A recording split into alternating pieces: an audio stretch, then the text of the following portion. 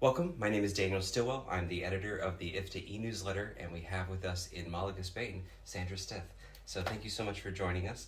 I guess let's start off with what kind of mental health practitioner do you identify as, and what does that look like where you work? Well, I identify as a therapist who works with a solution-focused, strength-based approach, primarily with couples and families, but I've also worked with individuals. And I spend most of my time as a researcher now, more time doing research than actually doing therapy. Mm-hmm. I did some therapy at the university. I'm a professor at Kansas State University, but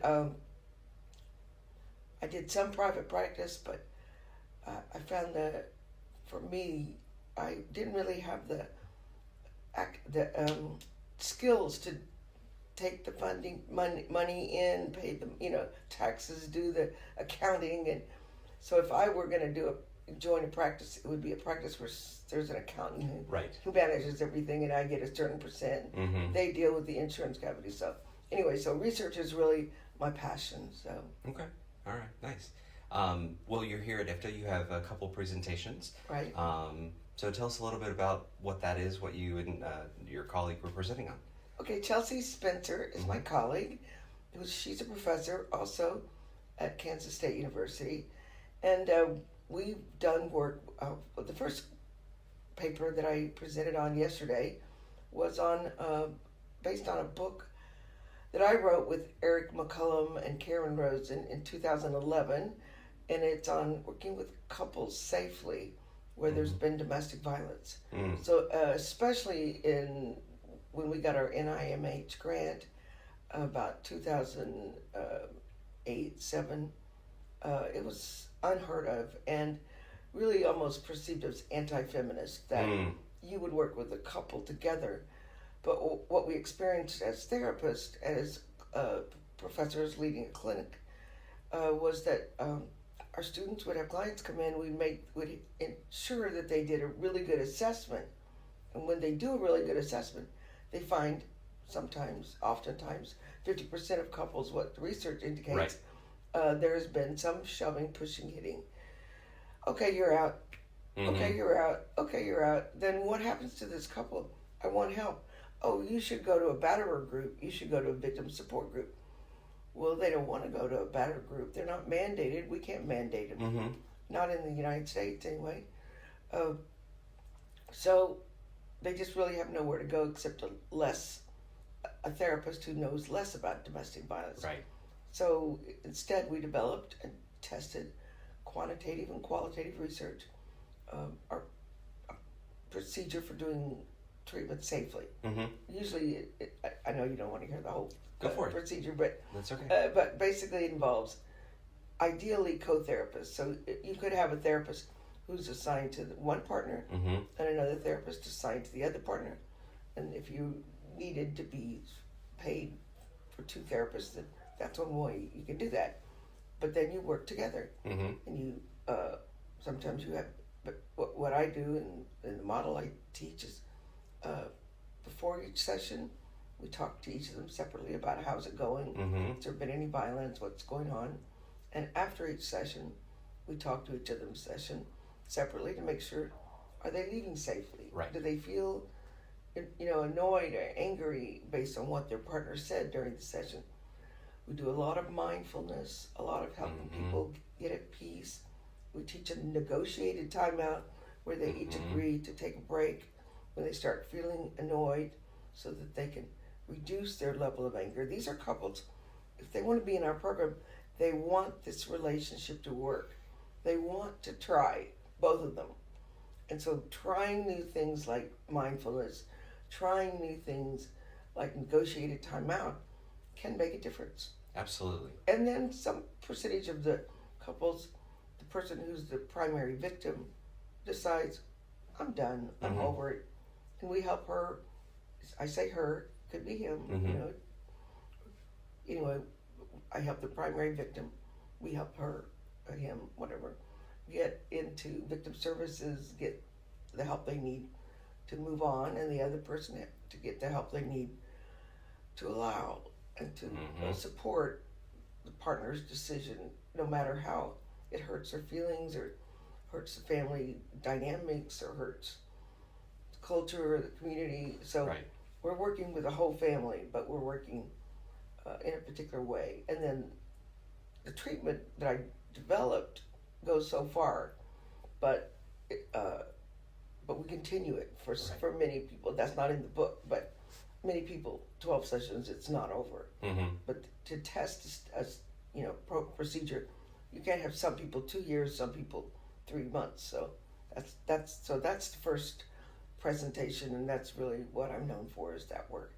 And then the second presentation, Chelsea is known for, which is meta-analyses. Okay. And so Chelsea's been doing meta-analyses, looking at all the data that's out there, has a humongous data set of risk markers for intimate partner violence. So what she's talking about tomorrow is about intimate partner violence homicide. So what are the risk markers that lead to intimate partner homicide? And I've worked with her on many of these papers and this one. So in the United States, there's one risk marker that's 1,000 times more strong than any other risk marker. What do you think it is? I don't know if you're. I mean, isolation is the highest for like something like suicide. So I would think it might be indicative for homicide as well. Well, all those factors are really important.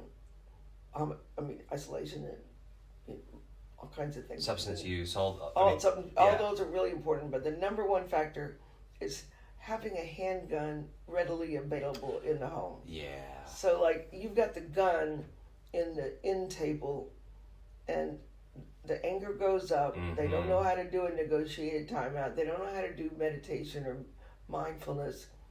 Pull out the gun, and they're dead. Wow.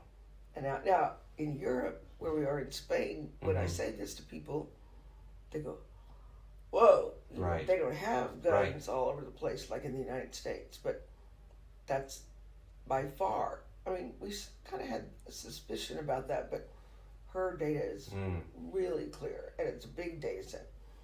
And then she's also looked at risk markers in, what's the strongest predictor of all kinds of domestic violence and relationship factors and looking in same-sex relationships, looking in, but that's her main, was using statistics in large data sets to try to really understand domestic violence. So, well, that's great. Yes, because the amount of data that's out there is sometimes so overwhelming. So having someone that knows how to comb it is that's awesome. That's what she did.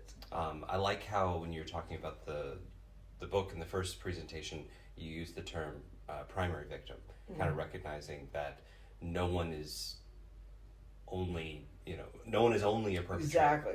That's why they're sending this man to, batter group, the woman to victim group. Well, I'm like a perfect victim. Well, maybe I'm not. Maybe I'm egging him on. Maybe you go ahead and hit me and see what happens. And, not to say that she deserves it because she's there, but it's complicated. It's a dynamic. It's a dynamic, and so working separately. And I have a quote that was in the presentation yesterday that came from one of the interviews, because we collected qualitative and quantitative data in our work. He had been in the batterer group. He said they can teach a lot of good things. I learned a lot of skills. I learned a lot of good ideas, but there's still something else, and there's something in that relationship, and that needs to be addressed before we really move on. And absolutely. And I totally agree with that. Yeah, the old phrase, hurt people hurt people. Exactly. If you don't learn how to regulate in that relationship, you're not as likely to be able to be successful in your next one. Right. So just doing batterer program, and I'm all in favor of batterer programs and victim support programs, but if they want to get back together, they need to work on it, how to make a healthy relationship. Yeah. Well, thank you so much for sharing about all this. This is And something that isn't just U.S. I have appreciated IFTA. I would never be where I am today if I hadn't met people from all over the world, learned what they're doing, been invited to participate in conferences, and that IFTA colleagues and friends have invited me. So thank you, IFTA. Yeah, yeah. Let's end with something fun. So we're in Spain. You come from Kansas. Where in Europe have you not been that you'd like to go? Where in? Well, we're talking about the Canary Islands. We were talking. We've never been there. We were talking about just walking around. There's so many beautiful places that we need to do more travel, and I can't think exactly where all, except but Canary Islands stood out to us. So that's a good spot. Okay. Well, thank you so much for joining with us and talking to us about your work and what you're doing here at IFTA. Thank you very much.